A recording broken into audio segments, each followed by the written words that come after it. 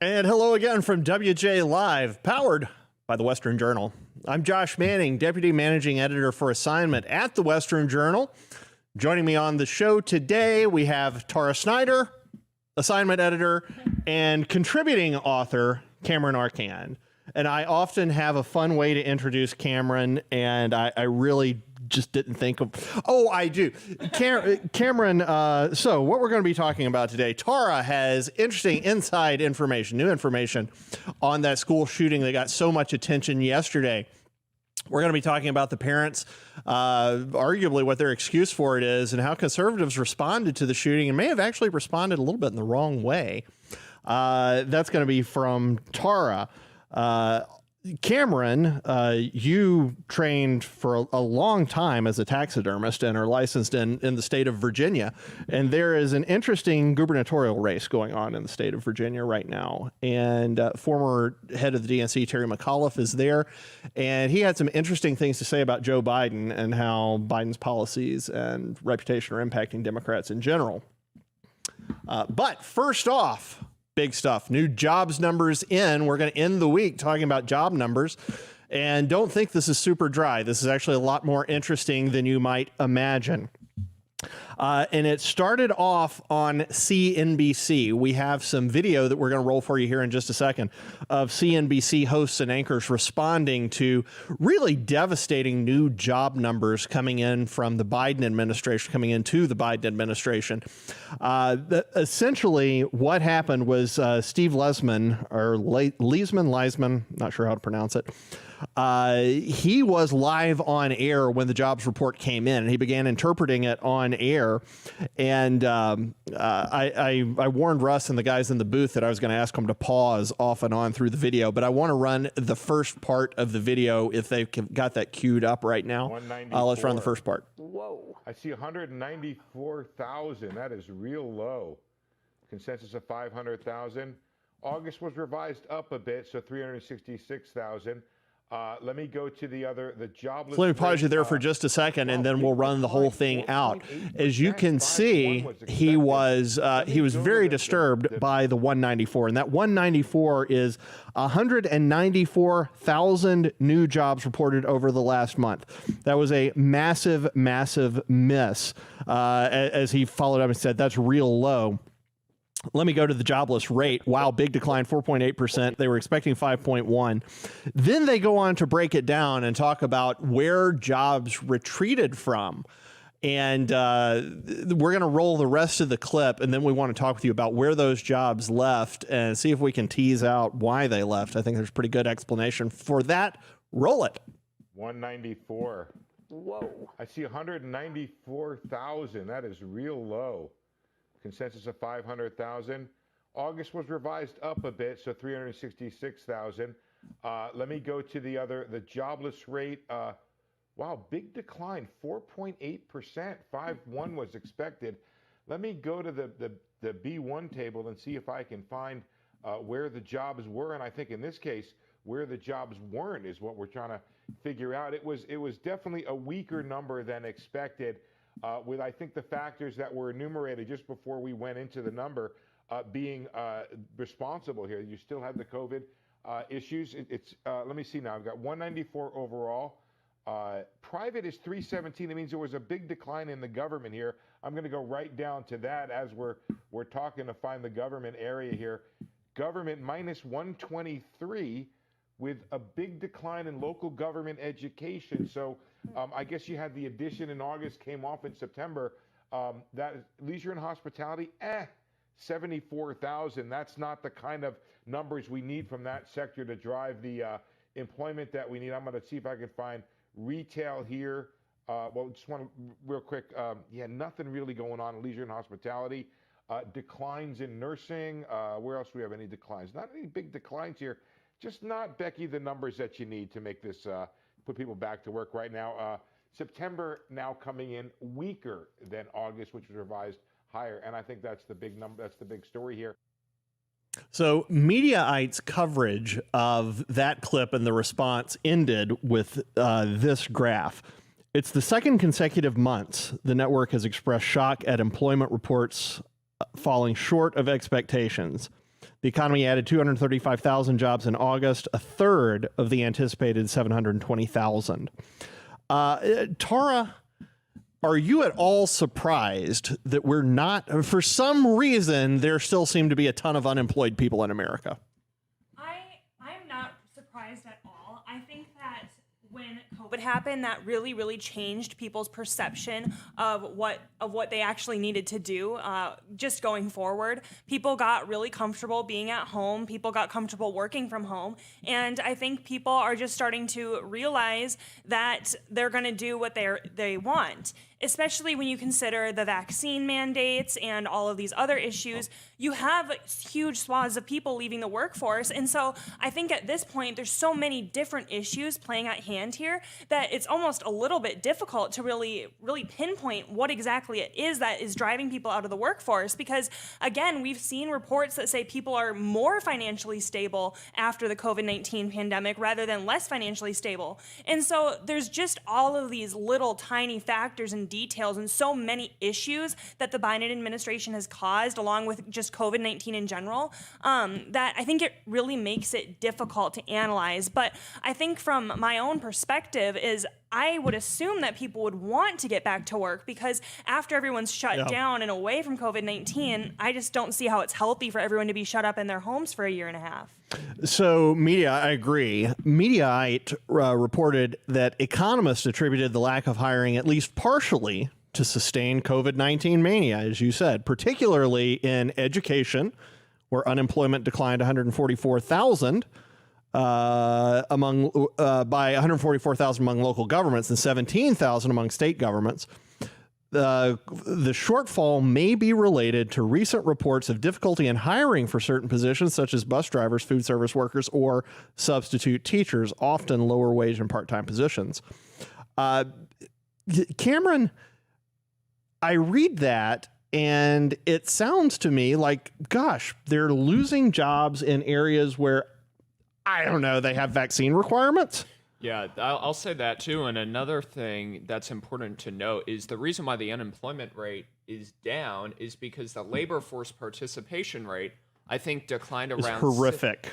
Declined around 6%. It might be a little bit more than that. So less people are wanting to work, just in general, period. A lot of people don't want to work anymore. And the vaccine requirement, it's kind of something where these mandates are slowly creeping up. We're seeing it in the medical field, and it's getting to the point where it's like, how many people are in the state of New York right now are unable to get medical care because it's being short-staffed? That's a serious question we need to be asking. And we can debate the merits of that all day long, but the fact of the matter is, when you impose an additional requirement onto the free market, it makes it tougher for people to work. And we're seeing this because we keep incentivizing unemployment. We keep incentivizing all of this. Yet I bet a lot of the people that are not complying with this vaccine mandate for certain sectors or with their own company, I bet most of them are qualified to do the jobs that they were set out to do. So not only are we going to see a short staff sectors all across the board, we're also going to see the people that are replacing them probably going to be a lower quality, less skilled workforce in general, because all of a sudden now a vaccine is now a qualification skill. That's really interesting. We were talking about this in the office in a meeting. I was having a meeting with somebody else, and we were talking about the massive Facebook outage a couple days ago. And we were talking about other sort of weird things that are happening out there where systems are shutting down that you wouldn't expect to shut down. People are having problems onboarding new clients. There's all sorts of weird friction out there. And I really think part of what's happening is so many people are leaving the workforce. If you have this many people leave the workforce, I know people who left the workforce months ago and have still not re-entered. They're still perfectly content to get checks from the government. And I've known them for years. They never were like this in the past. But now they've left and they take with them, I think to your point, they take with them experience that they had. You have inexperienced people coming in, if they can hire somebody. There is a taco restaurant down the street from here offering $32,000 per year. $32,000 per year to work at a taco restaurant. That was unimaginable a few years ago. So, I mean, this is what happens. This is what happens when you interfere with labor markets. It's what happens when you impose absolutely insane medical requirements on people who are essentially used to being free. And after you've built into them years and years of my body, my choice rhetoric, it turns out some people actually believed that, and now you've turned them off to you too. It is an unbelievably precarious time in America in a lot of ways, but certainly economically. So shifting from that to politics itself, very interesting race going on in Virginia right now. Cameron, you spent several years tracking wild ocelots in the forests of Virginia. And so I know you follow the politics there. Tell us what's going on. Yeah, so we're going to hollow out the situation, then stuff it with new information right now. So why not? That's the taxidermy reference. All well right, done. So moving on, there is a contentious race for the Virginia governorship. Election's going to take place this November. It's between Republican Glenn Youngkin and former Democratic Governor Terry McAuliffe, who also used to be the chair of the Democratic National Committee. Now, there was a leaked phone call between McAuliffe and his fellow Democrats, the consultants, whoever, and he was basically expressing some private concerns that he has about this race. So what he said, and I quote, "But we've got to get Democrats out to vote. We are facing a lot of headwinds from Washington, as you know." To get more specific, he then says this: "The president is unpopular today, unfortunately, here in Virginia, so we have got to plow through." Now, this is actually backed up by data, where a lot of the national polls and a lot of the state polling has shown that Biden's approval within the state of Virginia is not good overall. But even before Afghanistan, even before we did that, he is not performing well in that state. Now, this kind of applies to the broader issue because Biden has endorsed McAuliffe. He's campaigned for him. And a lot of people don't acknowledge that even though Virginia is considered a blue state, there are a lot of conservatives that live there. Whole lot. Yeah. Historically conservative. So we're seeing that Glenn Youngkin, the Republican candidate, he is starting to close in very much on this seat. And a lot of the national media is watching this because latest polling has shown that they're only within a 5% margin of leading in the polls. And the voter enthusiasm that they've talked about as well is significantly higher with Republicans in the state than with Democrats. So what I want to bring to you guys is, do you think that there's a chance that Youngkin would be able to take over this governorship? And what kind of information from this McAuliffe phone call do you think this adds to this whole race? Well, I guess I don't really know. I'll put it at that. I have a friend in Virginia, and she's been pretty involved with different Republican campaigns. And so from what she's told me, she's a little bit more hesitant on it, just seeing like kind of boots on the ground. And so I think when you have a personal source being like, oh, I'm a little hesitant, it makes me naturally more hesitant.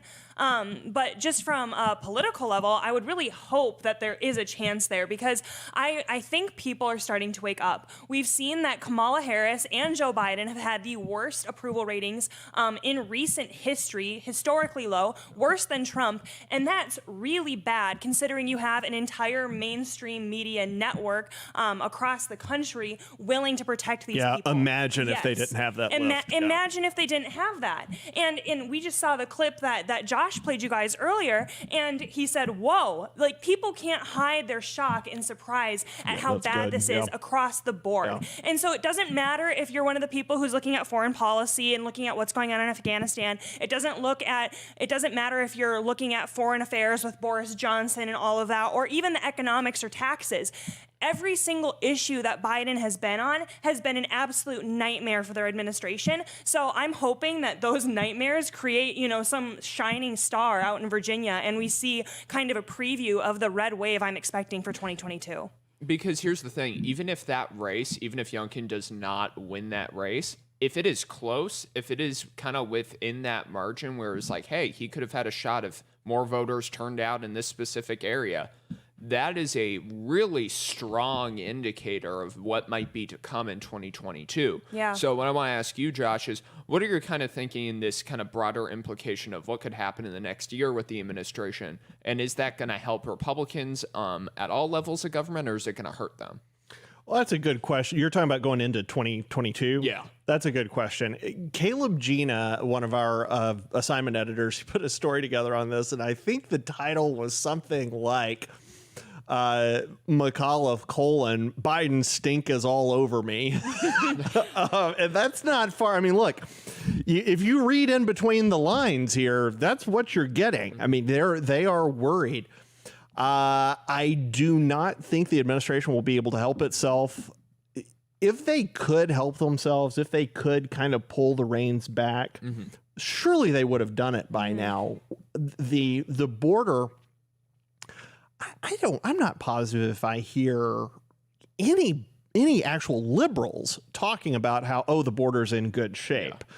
You'll hear leftists talking about social justice and how it should be open anyway, but I don't hear anybody who we would have considered, we would have thought of as pretty left-wing liberals 10 years ago. I don't hear any of them saying, everything's great, except members of the administration. And saying that, too, is like the corporate left, I call it the corporate left because that's kind of the people we're talking about here, is they don't really feel any sort of connection to this issue, whereas like the right and the far left are like always have like this weird unity and anger about specific things for what like general democratic administrations do, because for the far left, the Biden administration is not going far enough in their actions. Right. And then with conservatives, it's like, they're going too far. They're doing the wrong thing. So it's kind of like this weird unity and hatred for it. Yeah. And I think that's kind of important to bring up, where in 2022, those voters might not go out. Those leftist voters, they might not go out and vote because they're getting frustrated with the way the Biden administration is. But a lot of those Republicans and a lot of those moderates might be like, hey, I want to see some change. And even though every election cycle, it's almost like clockwork, where it's like the opposing party of the White House almost always takes the House. Sure. So I think that is something, that trend is definitely going to follow through with the past few months. And I think another issue that the White House is struggling with, whereas the Trump administration, it was all about reining the personality in, whereas they didn't ever say too much too deeply about the policies.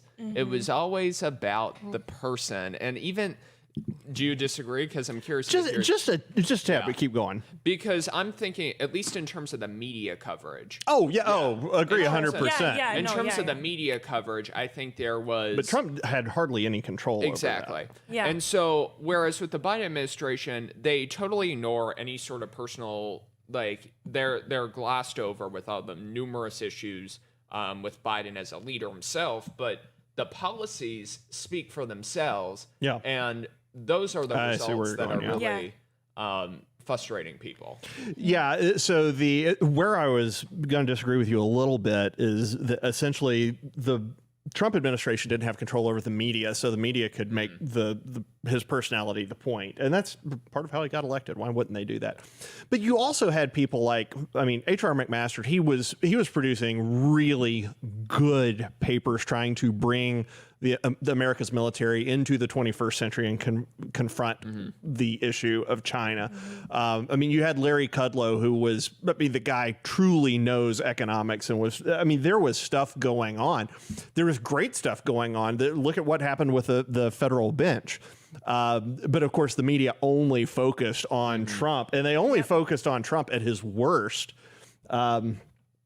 And if you talk as much as Trump does, you're going to have some bad moments. Yeah. And that's what they did. Yeah. And one thing, too, that I just was thinking about, and this is kind of just a random little thought, is who knew that like Black Lives Matter and conservatives would ever agree on anything? Because I'm thinking about 2022, and obviously African Americans predominantly vote Democrat, but then you see Black Lives Matter in New York being anti-vaccine mandate, all of these things. And so I think that they're really underestimating how much that's going to impact them, because I think that they're skeptical for a good reason, and I wouldn't put it past people to actually go, hey, I'm not voting for you anymore. You're implementing things that are directly impacting my community. So I think that there's a lot here. Yeah, and I mean, African Americans have got to be eyeing the border and thinking, okay, there are jobs that are being taken here that could be going to me. Well, I think probably what's happening is African Americans are waking up and realizing that they are not the leftist darling minority anymore, that now they have moved past. They feel the left has gotten way too overconfident with the black vote, and they're moving past that. So speaking of race issues and those sorts of things, we're going from a really big national story. We've gone from a national coverage of jobs down to state level. Now we're going to take it down to a really specific school level. Tara, you are someone who's been involved in multiple defensive shootings throughout your life. Oh, yeah. And and I shouldn't be comical going into this story because it's a rough story, but it was not a mass shooting, but some folks are making it out to have been a mass shooting at a school. And there's a little bit of disinformation sort of on both sides here, and I alluded to that in the intro. Tell us about it. Yeah, so I think too, I'll start off by saying, even at the Western Journal today, we were all discussing this, and we realized just kind of how complicated this is, because there's a lot of conservative commentators across the board, but as we were looking at this case, we kind of realized that there's just this disconnect with how people are discussing the shooting overall. So you're talking about the shooting that happened earlier this weekend. It was not a mass shooting. It was one student killing a bully. It was on Wednesday morning. So or shooting a bully, pardon me. So here's kind of the key facts, so you know going into this, like what went on. So the first thing is that this young man, he was 18 years old, Timothy Simpkins. He's 18 years old at Timberview High School in Arlington, Texas. And one teacher was injured in the fight. He went to break up the fight that was going on and ended up getting shot. As far as I know, no one has passed away as of right now. I think people are in intensive care. And another person had their arm grazed by a bullet, and another teacher fell in a stampede and was harmed there. The thing that we have to realize is that this young man went specifically after one student and shot him 4 times, and he is in critical condition at the hospital right now. The family has come out and said that this was a targeted, kind of a more targeted issue, because a defensive shooting, issue, because they claim that he was being robbed at school. And so just for some reference points to who Timothy was at school, is apparently he lives in a $400,000 home with his grandmother, and he drives a $35,000 Dodge Challenger. So he kind of was maybe more of a financial target. Now, here's the thing that everyone agrees with on the conservative right, is that the fact that this kid got out of jail in less than 24 hours after having a shooting incident where he intended to kill someone is pretty crazy when it comes to bail. So I think that is kind of a more topical issue. And my question for you guys is because he obviously had to make the bail, does this shooting topic become more of an economic issue first and foremost? Yeah, before we did this, I looked into some of the demographics in Arlington, Texas, and I tried looking at the school. School A- on niche has a C+ in safety. That is the one category that they are not doing well in. So clearly, this school might have certain issues in terms of safety just in general. Then more specifically with the community of Arlington, at first I was a little bit kind of confused about the economic aspect. So looking a little bit closer, this is kind of more of your typical middle class suburb, pretty much. Of Dallas. Yeah. So there were certain things like that, but I think what was so interesting about this was the fact that the family was saying that, you know how they always say this, it's like, oh, he was such a nice kid, it's like we would never assume anything that this would happen. So with that in mind, clearly there was money somewhere to just pull out a $75,000 bail, or at least get approved for like, I don't know, like a loan. It was a bail bondsman who put it up. So yeah. like there are certain things like with that aren't just kind of. But $75,000 That's a for lot of for money. shooting Yeah. a kid in a school, and it wasn't keep going. Like I'll say something is just not adding up here with all of this, and I think the thing that confuses me the most is how much the family is standing by him. Like that sounds bad, but it honestly it doesn't sound bad. Like 4 people are injured. It is weird. It is. And this is not adding up to me, and I would almost be curious I'm gonna put my tinfoil hat on, then I'm gonna take it right off. Tinfoil hat.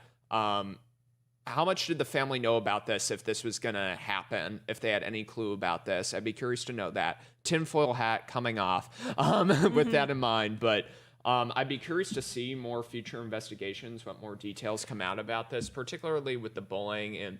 And I know there was a detail somewhere that he was made fun of for like wearing like higher end clothing. Yep. So there's clearly some financial Issues. jealousy, something. Yeah. So one thing that's interesting about this, it's kind of the other side of the news clip that we have seen so many times. You see a news clip where they're interviewing the mother of normally a young man who's been killed in a drug deal or something like that. And the comment is always, oh, it wasn't his fault. He just got in with a bad crowd. He wasn't to blame at all. This is kind of the flip side of that, where now the kid is the shooter, alleged shooter. And there's, oh, it's not his fault. It was a defensive shooting. It's not his fault. And so part of me wonders if this is just more of the abdication of responsibility and accountability in the culture, that you're just supposed to be able to do whatever you want, and it's always someone else's fault.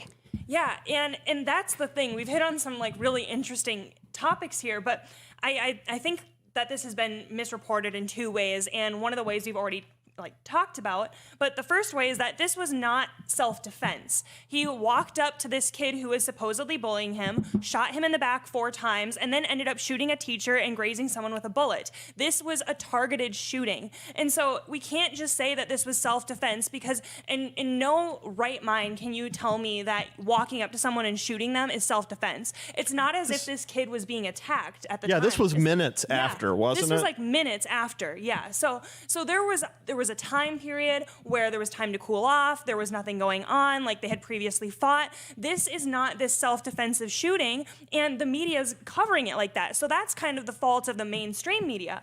Now let's talk kind of maybe about what the conservative media has done, because I think that it would be wrong to kind of hop on one of the bandwagons that some conservatives are jumping on, which is that conservatives are getting excited because this kind of diminishes the white school shooter narrative. And so people are pointing at it and going, hey, look at this. Like this we can look at because we have Parkland, we have Sandy Hook, we have Columbine, and we can say, hey, look, it's not just a white student anymore. But the key issue with this is, with the facts we've already given you, is that this was not killing for killing. This wasn't the Parkland shooter walking into Parkland seeing how many children he could kill. This was a targeted attack. And so I think it would be wrong for us to say, oh, this breaks the left's narrative, because it's not factually accurate.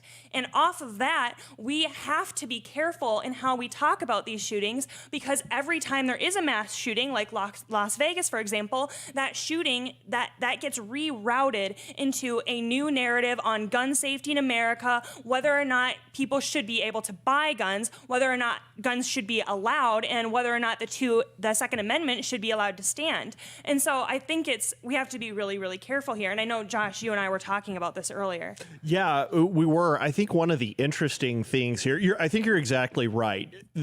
There are lots of people who are sick of hearing the leftist narrative, that it's only ever white people who are mass shooters. Well, it turns out in a lot of cases it really is white people who are mass shooters. But I think there's a reason for that.